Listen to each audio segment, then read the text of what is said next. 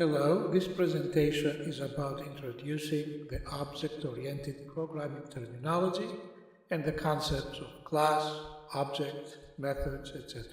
Actually, we have used objects and we have used classes throughout all our previous presentations, just we were not aware all the times that that's what we were doing. So let's take again and look from the very simple programs that we started almost from day one. On line 4, we declare a variable x and we assign the string Joe space dough. And line 7 instructs the computer to display the contents of that variable, and that's why we see the output to be Joe dough. Let me replace line 7 with a little bit different statement. Let me point out that line 7 now says print, in other words, display something, and within the parentheses we have type x. Type x instructs the computer to display of what kind of variable is this x. Is it an integer? Is it a float? Is it a string? What is it? I remove the cover from the output and it says that type x is class string, str. So although we were not aware when we were using a string or strings, we were using some kind of a class. The class name is str for strings. And when we were declaring on line 4 x equals something, the system created an object named x, we have called it variable x, and populated that object or set inside that object the value JOE space dough, Joe dough. Integers we have used, the float, for whatever reason, the designers of Python decided to develop those data as classes. Let me go and change line 7 to something else. Here we see that line 7 has been replaced, and inside the print parentheses it says dir x, and dir will display, it will show the capabilities of objects of the class string, what strings can do to themselves in a sense. So let's see the results of dir when we print the dir, and here we see what strings can do. We call them methods, and we have used these methods when we were manipulating strings. For example, and I just highlighted a few things we have done. We have split a string into members of a list. We have stripped the strings from spaces, let's say. We have found the index of some substring, and we have checked to see if it's alphabetic or if it's digit, etc., etc. Methods are what these objects can do, the capability of doing something. Now that we have seen the idea of objects that we have used before in terms of plain variables, let's see what we have done with the graphics object. Because when we introduced the graphics and the various shapes, we explicitly spoke about objects, about methods, etc., etc. And I'm going to use the same thing, the type and the dir. Here we are dealing now with graphics. Line 5, we create a window. Line 6, we set the background to a special color. Just I want you to observe that after line 10, etc., we create a circle. On line 14, we say we want to type to see what is the circle X. In line 9, for example, we say circle X is circle point, etc., etc. This program up to line 12 created the window, created the circle, as you see on the right.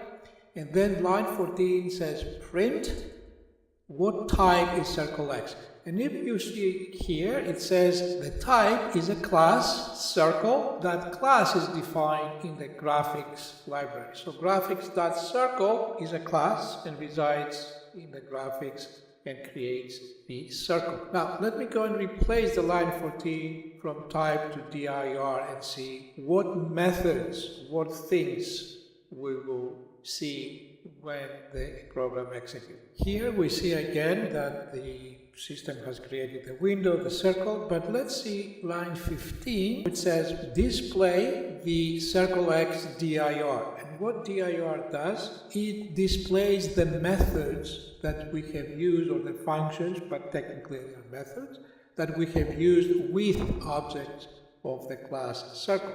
We have used, for example, the method draw. We have used the method move. Here, as you see on line 10, we have used the method setOutline, which also highlighted here, and that's why we have the red surrounding the circle.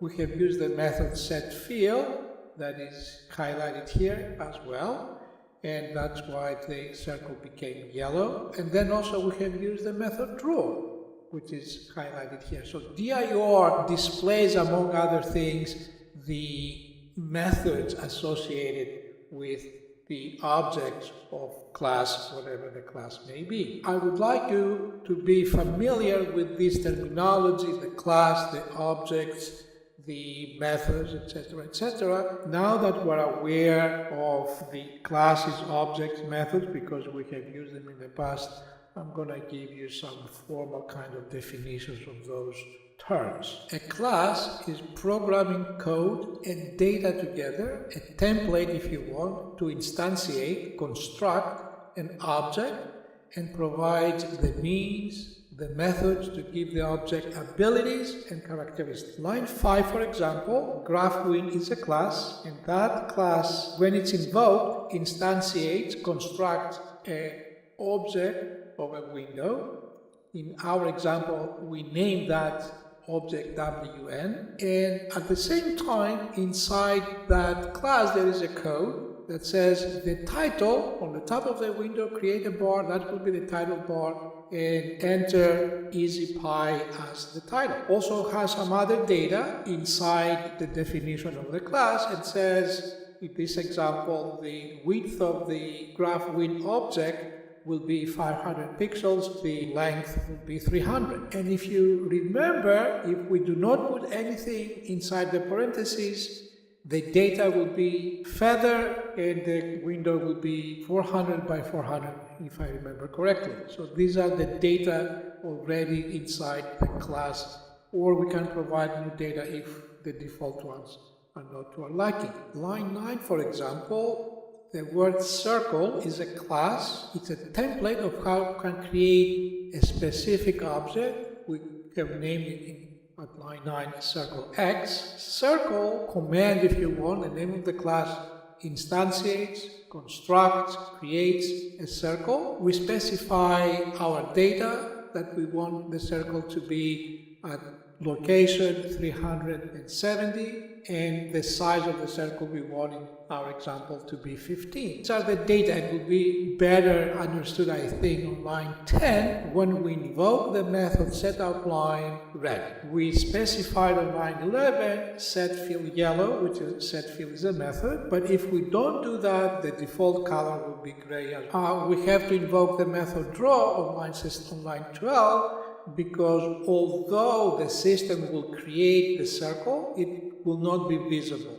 So we have to invoke the method draw in order for the circle to become visible. Here is another example of class, how we use a class to create an object, what are the class's default data values, how we can change those values, etc., etc. We call the default data, the default size of the window, the color of the window, the color of the circle, the color of the different objects.